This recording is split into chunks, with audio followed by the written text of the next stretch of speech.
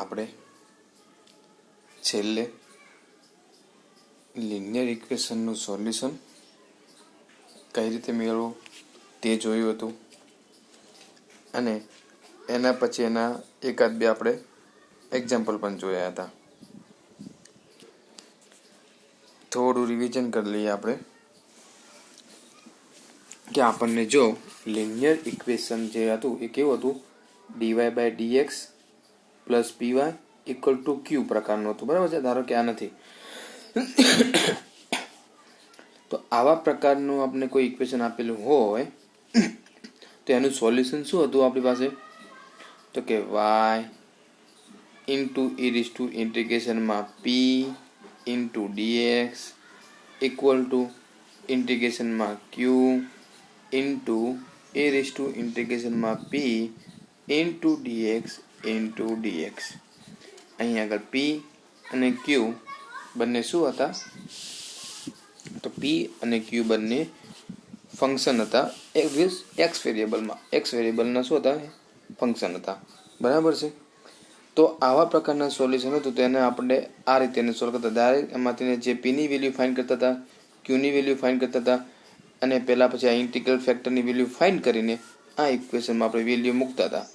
મૂક્યા પછી આ જે રાઇટ હેન્ડ સાઈડ જે પણ ઇન્ટિગ્રેશનમાં વેલ્યુ આવે એનું સોલ્યુશન કરતા હતા અને સોલ્યુશન કર્યા પછી જે આન્સર આવે એને આપણે શું કહેતા હતા, solution of the given differential linear equations. બરાબર છે. બીજું આનામાં એવું હતું કે જો આપણે dy/dx ની જગ્યાએ આપણને dx upon dy આપવામાં આવે equal plus p into x equal to q. અહીંયા આગળ આપણે શું કરતા હતા, y ની બાજુમાં જે આપણે આપેલું હોય એ બધાને આપણે p કહી દેતા હતા. એમાં અહીંયા આગળ આ પ્રકારનું dx/dy આપેલું હોય આપણને તો એમાં x ની બાજુમાં જે આપેલા હોય એને p કહી દેવાનું. તો અહીંયા આગળ p અને q કયા વેરિયેબલમાં ફંક્શન હશે, x વેરિયેબલમાં ફંક્શન હશે. બરાબર છે. એમાં હશે x વેરિયેબલમાં ફંક્શન હશે. આમાં p અને q એ y વેરિયેબલમાં ફંક્શન હોય, આમાં p અને q એ x વેરિયેબલમાં ફંક્શન હોય. બરાબર છે. તો આના માટેનું સોલ્યુશન હતું. તો અહીંયા આગળ જ્યાં જ્યાં y હતો ત્યાં શું કરી દેતા આપણે, x કરી દેતા હતા. એટલે કે અહીંયા y ની જગ્યાએ x e રેઝ ટુ ઇન્ટિગ્રેશનમાં p ઇન્ટુ dy. અહીંયા p એ y વેરિયેબલ ફંક્શન હોય તો અહીંયા dx ની જગ્યાએ શું થઈ જાય, dy થઈ જાય. ઇન્ટિગ્રેશનમાં q into e raise to ઇન્ટિગ્રેશનમાં p into dy into dy. આ આપણું એનું સોલ્યુશન હતું. બરાબર છે. એના પછી આપણે બીજા પ્રકારનું સોલ્યુશન ઇક્વેશન જોયું કે જો આપણને આવા પ્રકારનું ઇક્વેશન આપેલું હોય તો ને એ ઇક્વેશનને આપણે બર્નોલીનું ઇક્વેશન કીધું. Bernoulli's equations. બર્નોલી ઇક્વેશનમાં સ્ટેટમેન્ટ શું હતું કે p and q are function of x. જો આપણને આ ક્યારે ફંક્શન ઓફ x હશે, આપણે dy/dx આપેલું હોય ત્યારે dx/dy આવે તો p અને q કેના વેરિયેબલના ફંક્શન થઈ જાય, y વેરિયેબલના ફંક્શન થઈ જાય. બરાબર છે.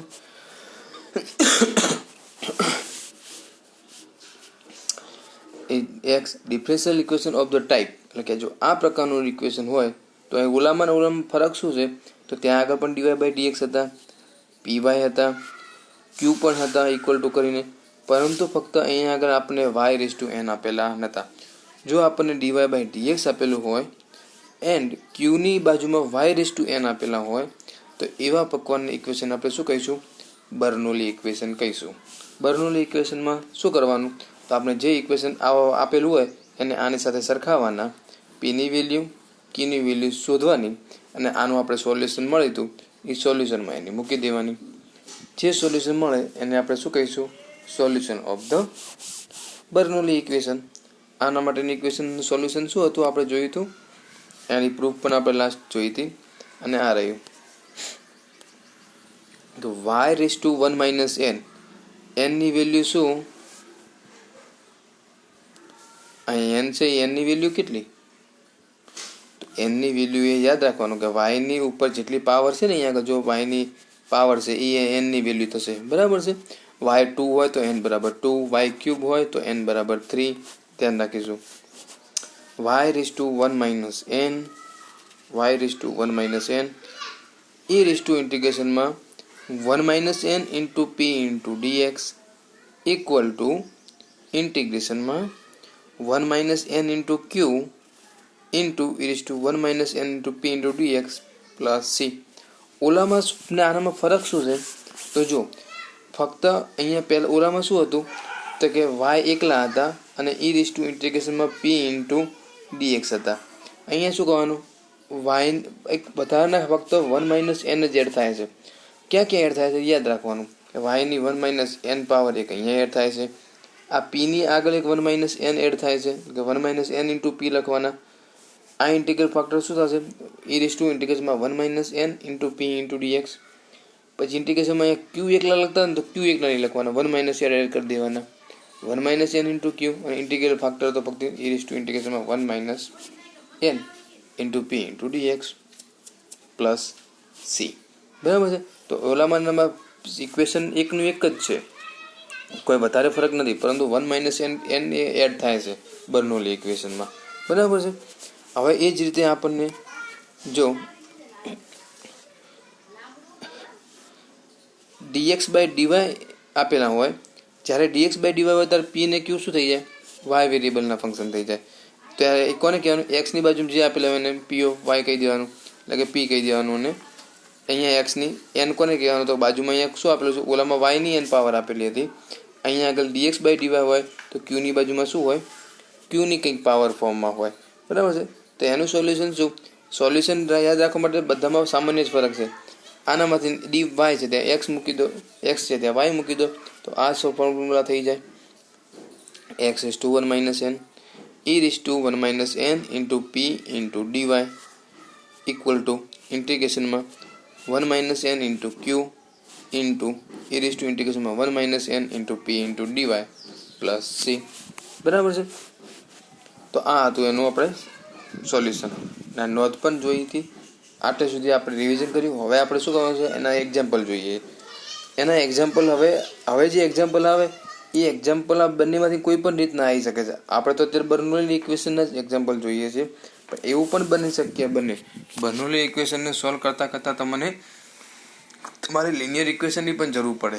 ત્યાં આગળ તમને ફક્ત ફોર્મ જ આપેલું હશે, એમાંથી તમારે નક્કી કરવાનું કે આ બર્નોલી ઇક્વેશન ટાઈપનું છે કે પછી લિનિયર ઇક્વેશન ટાઈપ છે. ઘણી વખત તમને આ બંનેમાંથી એકે ફોર્મ આપેલા ના હોય. બરાબર છે. કારણ કે બર્નોલી ઇક્વેશન પણ આપેલું ના હોય, લિનિયર ઇક્વેશન પણ ના આપેલું હોય, તો આપણે એને લિનિયર ઇક્વેશન થોડું એનું સાદુરૂપ આપવાથી ને આપણને બેમાંથી ને એકાદું ફોર્મ મળી જતું હોય છે. તો એને જોવાનું કે આપણે એને શું કરવાથી, શેના દ્વારા ભાગવાથી, અથવા કે આ બાજુ ઇક્વલ ટુની left hand side right hand side લઈ જવાથી શું આપણને મળે છે. આવું અહીંયા આગળ આપણે એક્ઝામ્પલ જોઈએ એટલે તમને સમજણ પડી જશે. આ આપણો એક્ઝામ્પલ જો અહીંયા આગળ આપણે શું આપેલું છે? dy by dx plus 2/xy equal to y³ x³. બરાબર છે. y³ x³. હવે અહીંયા જો કેવા પ્રકારનું ઇક્વેશન છે આપણે, તો કે dy બાય dx પ્રકારનું છે. બરાબર છે. dy બાય dx પ્રકારનું હોય તો કેવું ફોર્મ હોવું જોઈએ? તો કે p into y equal to q into yની કંઈક પાવર. બરાબર છે. yની કંઈક પાવર હોવી જોઈએ. તો અહીંયા dy બાય dx છે, આ છે. p ઇન્ટુ y, તો y છે, હા છે. તો yની બાજુમાં શું છે? 2/x, તો એને શું કહી દેવાના આપણે? p કહી દેવાના. ત્યારે dy બાય dx હોય ત્યારે p કયા વેરિયેબલમાં ફંક્શન હોય? x વેરિયેબલમાં આપણે જાણીએ છીએ. તો 2/x એ કેવું ફંક્શન થઈ ગયું? x વેરિયેબલનું ફંક્શન થઈ ગયું. Equal to q into y⁻n equal to q into y⁻n. તો q x વેરિયેબલમાં ફંક્શન હશે, તો q ની વેલ્યુ ઇક્વલ ટુ ફોર્મમાં શું થશે? 1/x³.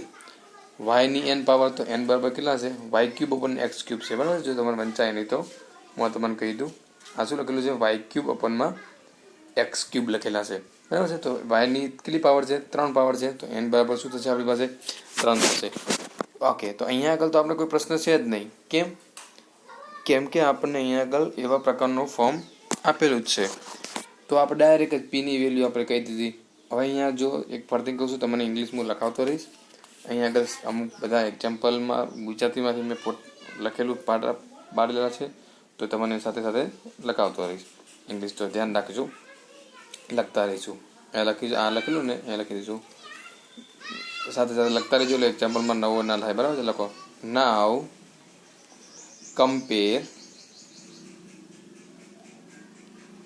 compare to this by Bernoulli equation.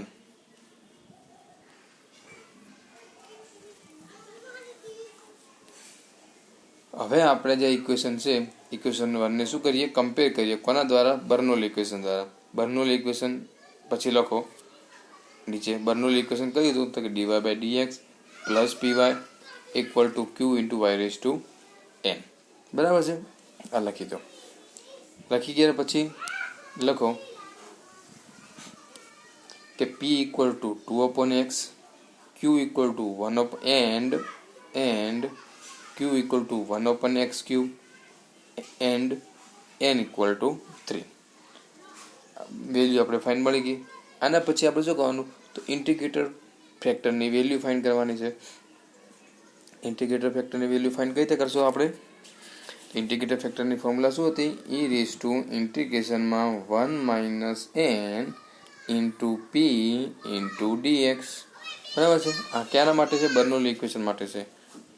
તો 1 ઇન્ટિગ્રેશનમાં 1 - n into p into dx. n બરાબર કેટલા હતા? 3 હતા. તો શું આવશે? 1 - 3. p બરાબર શું હતા? 2/x. તો અહીંયા આવશે 2/x ઇન્ટુ dx. 1 - 3 એટલે -2. -2 ઇન્ટુ 2/x. -2 ઇન્ટુ 2 એટલે -4. -4 બહાર આવશે. ઇન્ટિગ્રેશનમાં શું વધ્યું આપણી પાસે? 1/x into dx. આ કોના પાવરમાં છે? e ના પાવરમાં છે. તો e⁻⁻4 ઇન્ટિગ્રેશનમાં 1/x into dx. 1/x નું ઇન્ટિગ્રેશન શું થાય? log x. જાણીએ છીએ આપણે. તો કે e⁻⁻4 ઇન્ટુ log x. બરાબર છે? હવે આપણે -4 પાવરને ઉપર લઈ જઈ શકીએ છીએ. તો કે e⁻log x⁻4. e log e અહીંયા e તો હોય જ છે. લોગનો બેઝ ના આપેલો હોય તો આપણે જાણીએ છીએ કે એને શું ધારવાનો છે? e ધારવાનો છે. તો e log e શું થઈ જશે? 1 થઈ જશે. તો આન્સર શું આવશે? x⁻4. x⁻4 એટલે કે આન્સર શું આવશે? x⁻4. x⁻4 ને આપણે શું લખી શકીએ છીએ? ઇક્વલ ટુ 1/x⁻4 લખી શકીએ. સાથે સાથે લખતા રહીશું તો જ તમને આમાં સમજણ પડશે. બરાબર છે? આટલે સુધી આપણે આવી ગયા કે આનું આન્સર કઈ રીતે આવ્યો તો કે આન્સર આવ્યો 1/x⁻4. કોનો આન્સર આવ્યો તો કે ઇન્ટિગ્રેટર ફેક્ટરનો. કોનો આવ્યો? ઇન્ટિગ્રેટર ફેક્ટરનો આન્સર આવી ગયો 1/x⁻4. ઓકે, ચલો હવે આપણે આપણા સોલ્યુશન મૂકી દઈએ. તો લખીશું એના આગળ put this value in solution of Bernoulli equation. Put this value in solution of Bernoulli's equations. હવે આપણે બર્નોલી ઇક્વેશનમાં એને શું કરી દઈએ? પુટ કરી દઈએ. બરાબર છે? તો બર્નોલી ઇક્વેશન જાણતા હતા આપણે. શું હતું? y⁻1 - n e⁻ઇન્ટિગ્રેશનમાં 1 - n into p into dx equal to 1 - n into q into e⁻ઇન્ટિગ્રેશનમાં 1 - n into p into dx plus c. આનું આજે આ ચાર અત્યાર સુધીના આપણે 4 ફોર્મ્યુલા આવ્યા ને એ 4 ફોર્મ્યુલા એક વખતના 10 વખત લખી દેવાના જેથી આપણે યાદ રહે. નકર તમે મિક્સ થઈ ગયું ને તો ત્યાં આગળ તમે કયું ઇક્વેશનનું સોલ્યુશન ક્યાં મૂકી દેશો એટલે ત્યાં આગળ આપણો એક્ઝામ્પલ આવડતો હશે, સાચો હશે, છતાં પણ આપણે ખોટું કરીને આવડશો. બરાબર છે? કોના માટે કયું ઇક્વેશન સોલ્યુશન છે હજુ સુધી 4 જ આવ્યા છે. બરાબર છે? તો 4 10 વખત લખી જ દેવાના વારાફરતી એટલે આપણને 4 યાદ રહી જાય કમ્પ્લીટ. નકર પછી આપણે કેનું ક્યાં વાપર્યું ને તો ત્યાં આગળ આપણું એક્ઝામ્પલ ખોટા. મસ્ત 4 માર્ક્સના એક્ઝામ્પલ પૂછાશે અને 4 માર્ક્સમાંથી 1 માર્ક્સ મળવા પાત્ર રહેશે નહીં. પછી ચલો y⁻1 - n. 1 - n એટલે કે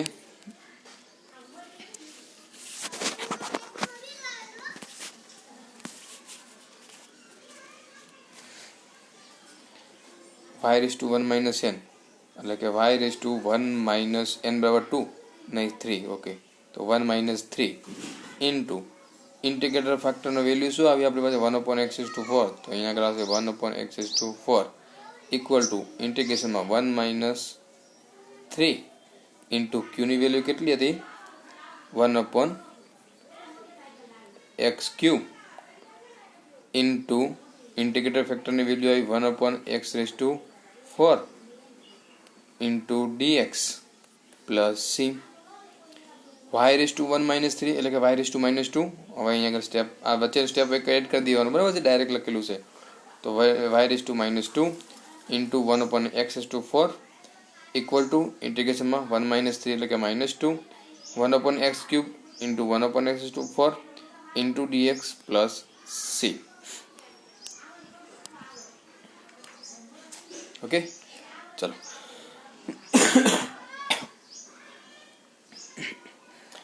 હવે શું કરવાનું, આ y⁻2 છે એને નીચે લઈ ગયા આપણે, તો શું થઈ ગયું 1/x⁴ ઇન્ટુ y² થઈ ગયા.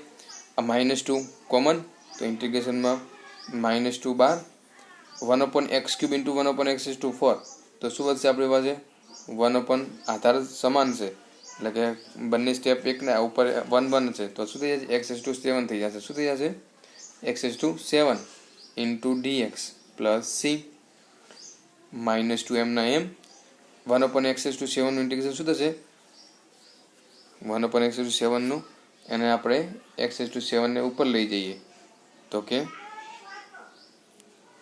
-2 into x⁻7 into dx plus c -2 integration નહીં આવે x⁻7 નું શું થશે x⁻7 પ્લસ 1 અપોનમાં -7 પ્લસ 1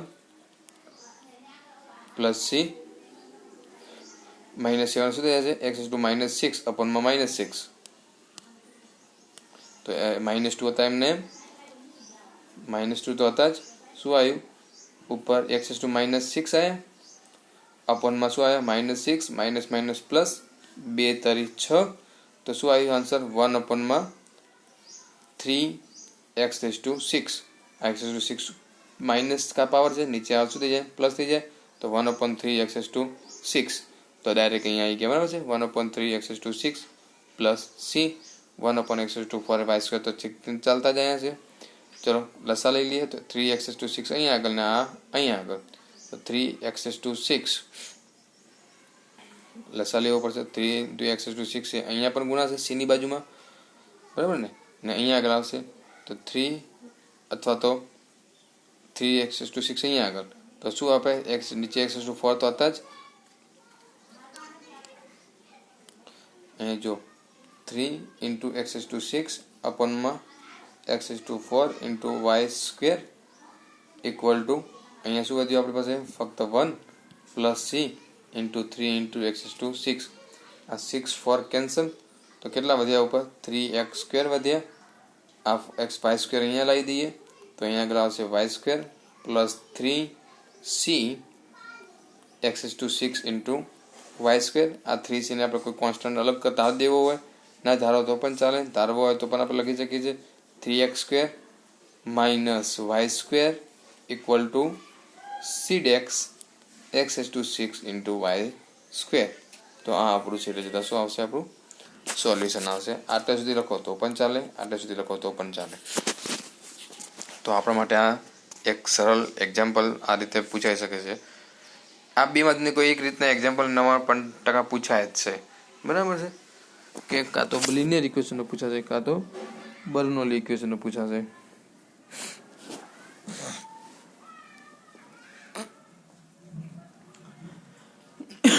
આપણે હવે એનો એક બીજો એક્ઝામ્પલ જોઈએ જે થોડો કોમ્પ્લિકેટેડ છે, એટલે કે તમારે આવો પ્રકારનો પૂછાય તો શું કરવાનું, બરાબર છે.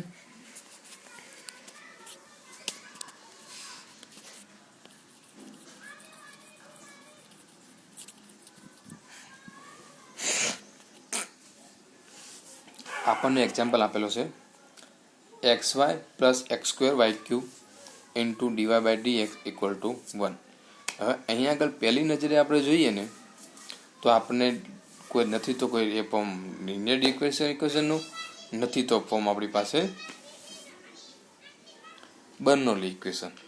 તો આપણે શું કરવાનું, બર્નોલી ઇક્વેશન નથી, લિનિયર ઇક્વેશન પણ નથી. તો આને આપણે થોડું ફેરવીએ. શું એને એકાદ જેવું બની જાય છે?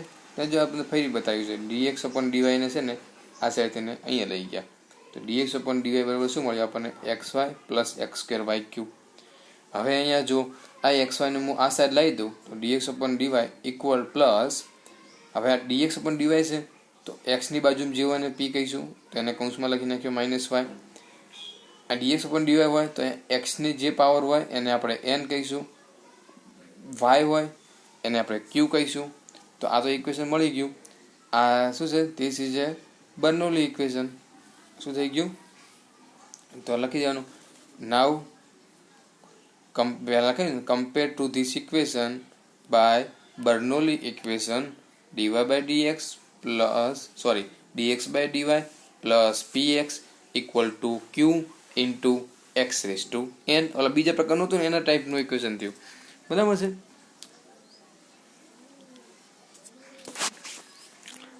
અને પછી શું કરીએ? એની પહેલા કે એને એક્સ સ્ક્વેર વડે શું કરી દઈએ? આપણે ભાગી દઈએ. શું કરી દઈએ? એક્સ સ્ક્વેર વડે. Now divided by minus x square. Minus x square વડે આપણે ડિવાઈડ કરીએ તો શું થાય? માઇનસ એક્સ સ્ક્વેર વડે આપણે શું કરી દીધા? ડિવાઈડ કરી દીધા. હવે માઇનસ એક્સ સ્ક્વેર વડે આપણે ડિવાઈડ કરી દઈએ તેનું શું થઈ ગયું? Okay, minus 1 x square. અહીંયા આગળ એક્સ એક્સ કુડી જશે અને અહીંયા એક્સ સ્ક્વેર જતા રહેલા શું માઇનસ વાય ક્યુબ. એના પછી આપણે એને સાદું ફોર્મ લાવવા માટે એક લિનિયર ઇક્વેશન થાય એવું ઇક્વેશન બનાવવા માટે આપણે શું બનાવીએ છીએ? લિનિયર ઇક્વેશન બનાવવા માટે આપણે શું કરી દઈએ? તો 1/x બરાબર શું ચાલી લઈએ? આદેશ લઈ લઈએ. Let 1/x equal to z. શું લખીશું? Let 1/x equal to z. તો આપણે હવે વેરિયેબલને એક્સ વેરિયેબલને આપણે ઝેડ વેરિયેબલમાં કન્વર્ટ કર્યા છે. તો અહીંયા આગળ આ ઇક્વેશનમાં જ્યાં એક્સ એક્સ હશે ત્યાં આપણે શું કરવું પડશે? ઝેડ લખવા પડશે. તેના માટે આપણે આવા એક્ઝામ્પલ આપણે 12મા ધોરણમાં ગણી ગયા છે, ઘણા બધા એક્ઝામ્પલ. બરાબર છે. તો માઇનસ 1/x સ્ક્વેર આનું ઇન્ટિગ્રેશન કરી દઈએ, ડેરિવેટિવ કરી દઈએ તો 1/x નું થશે માઇનસ 1/x સ્ક્વેર, x નું થશે dx by dy equal to dz by dy. આનું શું કર્યું આપણે? ઝેડ એનું y ને સાપેક્ષ ડેરિવેટિવ કરી દીધું. આ જે વેલ્યુ રહી એ વેલ્યુ આ સમીકરણમાં મૂકી દઈએ. તો minus 1/x square into dx by dy ની જગ્યાએ આપણે શું લખી શકીશું? dz upon dy. તો આની જગ્યાએ આપણે dz upon dy લખી દીધું. y ઇન્ટુ 1/x છે ને કે y upon x, તો y ઇન્ટુ 1/x લખી શકીએ. y upon x ને શું લખી શકાય? y ઇન્ટુ 1/x લખી શકાય. અને 1/x બરાબર શું મૂકી દઈએ? આપણે z મૂકી દઈએ. તો શું લખી શકાશે? yz equal to minus y cube. તો આ શું થઈ ગયું? લિનિયર ઇક્વેશન થઈ ગયું. કેવા પ્રકારનું? બર્નોલી ઇક્વેશન નહીં, ઓલા જે ફર્સ્ટ પ્રકારનું હતું ને એના જેવું થઈ ગયું કે dz ત્યાં આગળ શું હતું? dx અપોનમાં dy હતું. બરાબર છે. એક્સ વેરિયેબલની જગ્યાએ એક્સ વેરિયેબલ અને વાય વેરિયેબલમાં ફંક્શન હતું. અહીંયા આગળ આપણે ઝેડ અને વાયમાં આપેલું છે તો એને આપણે ઝેડ અને વાય ફોર્મમાં આપણે સોલ્યુશન લખવાનું એનું. હવે વેરિયેબલ એક્સ ને વાય હોય કે ઝેડ વાય હોય કે પી ક્યુ હોય, જે પ્રકારનું વેરિયેબલ હોય, ડબલ્યુ અને એન હોય, તો એ વેરિયેબલમાં આપણે ઇક્વેશન લખતા હોવા જોઈએ. જ્યાં જ્યાં એક્સ છે ત્યાં ઝેડ લખી દેવાના, બીજું કંઈ ફરક પડશે નહીં. તો આ કેવું લિનિયર કરી શકીએ? ધીસ ઇક્વેશન વિથ વેરિયેબલ લખીશું here. This equation is linear equation લખીશું. This equation is linear equation with variable z and y. z અને y નું છે. તો જ્યાં જ્યાં આપણે બીજા નંબરનું સોલ્યુશન હતું ને dx upon dy હતું, એમાં જ્યાં જ્યાં x હતો ત્યાં શું લખી દઈશું? આપણે z લખી દઈશું. તો જ્યાં જ્યાં x છે ત્યાં આપણે z લખી દઈએ તો અહીંયા શું આવશે? z into e to y into dy. આ બર્નોલી ઇક્વેશન ટાઈપ નથી. આ કેવો ટાઈપ છે? આ dx upon માં dy plus p into x equal to q. અને p અને q એ કયા વેરિયેબલમાં ફંક્શન હશે? તો y વેરિયેબલમાં ફંક્શન હશે. તો અહીં x ની જગ્યાએ કોણ છે? z છે. તો x ની જગ્યાએ z લખી દેવાનું. તો ત્યાં p અને q તો કયા વેરિયેબલમાં ફંક્શન હશે? y વેરિયેબલમાં જ ફંક્શન હશે. બરાબર છે. તો સોલ્યુશન શું થશે એનું?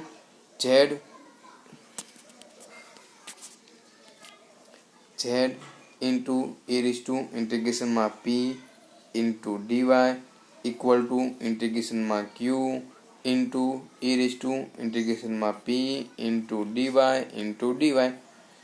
ઝેડ એમના એમ ઈ રેસ ટુ પી બરાબર શું છે વાય છે તો ઈ રેસ ટુ ઇન્ટિગ્રેશનમાં y into dy equal to q બરાબર શું છે માઇનસ વાય ક્યુબ છે તો minus y cube e raise to ઇન્ટિગ્રેશનમાં y into dy plus c. Okay, આનું સાદુરૂપ આપી દઈએ તો minus common y cube into e raise to એક વાય સ્ક્વેર વાય ઇન્ટિગ્રેશનમાં વાયનું ઇન્ટિગ્રેશન શું થાય વાય સ્ક્વેર બાય 2 તો z into e raise to y square by 2 અહીંયા પર ઇન્ટિગ્રેશન કરી દીધું તો વાય ક્યુબ એમના એમ e raise to y square by 2 into dy plus c. હવે બાકી શું રહ્યું ફક્ત આપણે આટલાનું ઇન્ટિગ્રેશન કરવાનું. આનું ઇન્ટિગ્રેશન કરવા માટે આપણે શું કરવું પડશે ફરતીને આદેશ ધારવો પડશે વાય સ્ક્વેર બાય 2 બરાબર કંઈક ધારવું પડશે તો જ આપણે આનું સોલ્યુશન લાવી શકશું અધરવાઇઝ આપણે સોલ્યુશન લાવી શકશું નહીં. તો ફરતીને આપણે આદેશ ધાર લઈએ now let y square by 2 equal to t. શું લખીશું આપણે now let y square by 2 equal to t. તો એનું હવે આપણે વાયનું આપણે શેમાં કન્વર્ટ કરીએ છીએ ટીમાં. તો હવે આપણે ફક્ત શું કરીએ છીએ જોયો ફક્ત આટલાનું સોલ્યુશન અલગ મેળવીએ છીએ અને પછી આ સમીકરણ મૂકી દઈશું. તો આને સમીકરણ નંબર 1 કહી દઈએ. તમે સમીકરણ નંબર શું કહી દેજો 1 કહી દેજો બરાબર છે. આ સમીકરણ નંબર 1 ને માં આપણે ફક્ત આટલાની વેલ્યુ ફાઇન્ડ કરીને આનામાં પરથીને મૂકી દઈશું આપણે બરાબર છે એટલું ધ્યાન રાખીશું. ચાલો એ ફક્ત આટલાનું જ કરીએ તો y cube into y square e raise to y square by 2 into dy વાયની જગ્યાએ આપણે શું વાય સ્ક્વેર બાય 2 બરાબર શું ધાર્યા આપણે ટી ધાર્યા. તો એને આપણે આ ફોર્મ બનાવવા માટે શું કરશું વાય સ્ક્વેર પણ 2માં વાય ક્યુબનું આપણે લખું y square by 2 into y into dy અહીંયા લખી દીધા એટલે કે વાય ઇન્ટુ વાય ક્યુબ થઈ ગયા. આ 2 વધારાના આવ્યા તો 12 મેં 2 વડે ગુણી દીધા એટલે 2 કેન્સલ થઈ જાય y square into y cube થઈ જાય અને e raise to y square by 2 into dy તો છે જ બરાબર છે.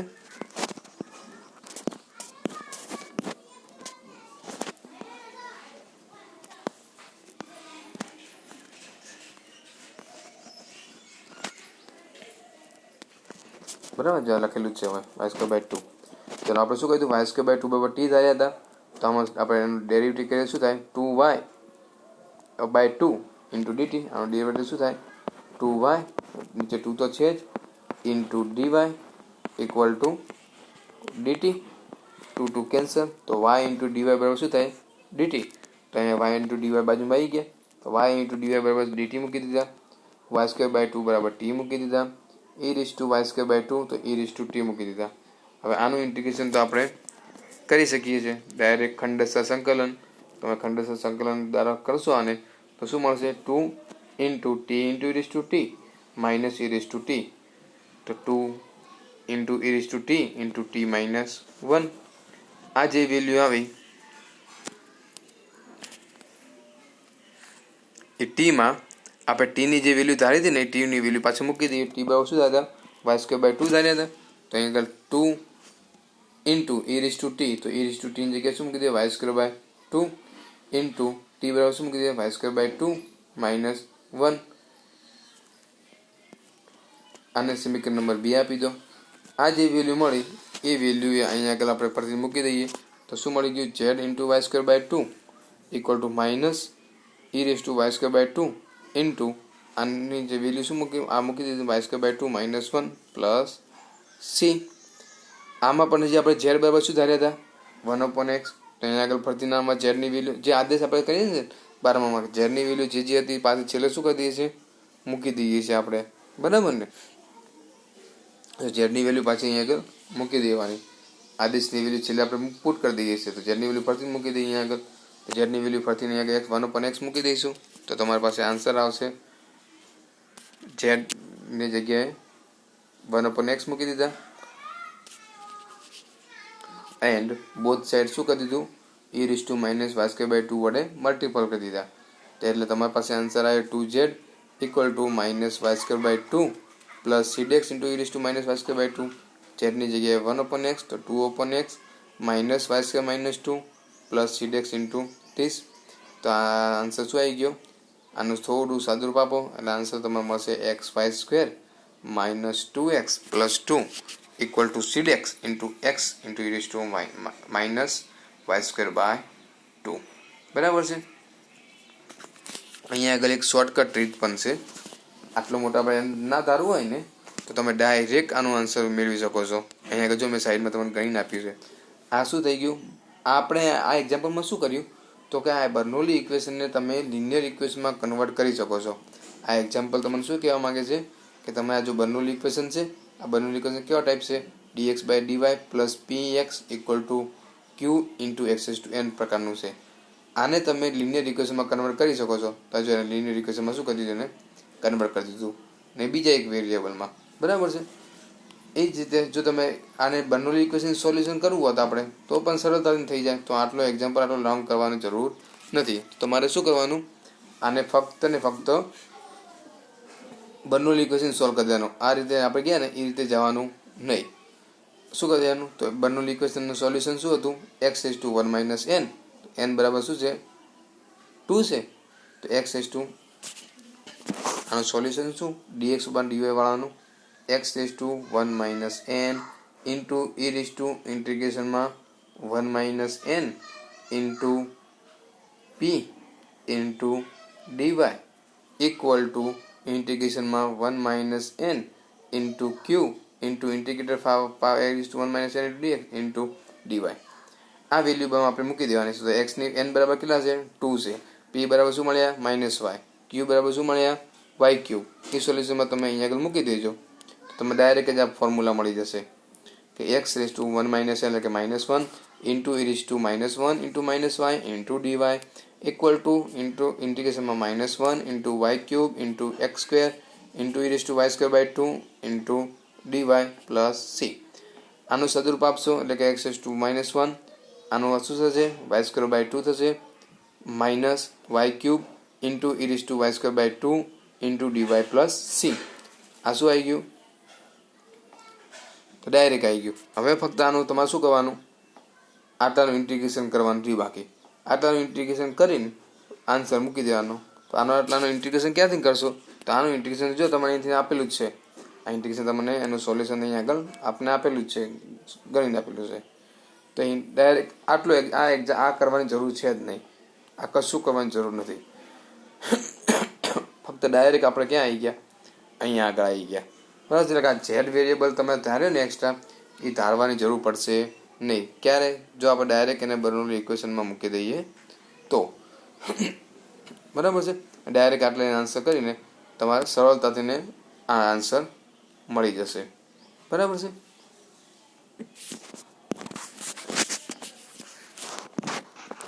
ચલો આનો હજી એક એક્ઝામ્પલ આપણે નેક્સ્ટ લેક્ચરમાં જોઈ પછી આપણે આગળનો ટોપિક નવો જોઈશું. ઓકે. તો આ બીજું એક્ઝામ્પલ જોયો એને ધ્યાન રાખજો. આપણે થોડોક કોમ્પ્લિકેટેડ નથી, સરળ છે. કોમ્પ્લિકેટેડ ક્યારે થાય છે કે આને તમને આપણે શીખવાડ્યું છે કે આ બર્નોલી ઇક્વેશનને આપણે લિનિયર ઇક્વેશનમાં કન્વર્ટ કરી શકીએ છીએ. એને તમારે લિનિયર ઇક્વેશનમાં કન્વર્ટ કરીને બતાવ્યું. લિનિયર ઇક્વેશનમાં કન્વર્ટ ના કરીએ અને ડાયરેક્ટ જ અહીંયા બર્નોલી ઇક્વેશન સોલ્યુશન મૂકી દઈએ તો આ એક્ઝામ્પલ આટલેથી અડધો થઈ જાય. બરાબર છે. આ પાર્ટ રહ્યો ને, આ પાર્ટ લખવાની જરૂર પડશે નહીં તમારે. બરાબર છે. સીધો સરળતાથી સીધો થઈ જશે. ઓકે. તો ચલો મળીએ નેક્સ્ટ ટાઈમ. ટ્રાય કરજો. ના સમજ પડે તો બાકી રાખજો.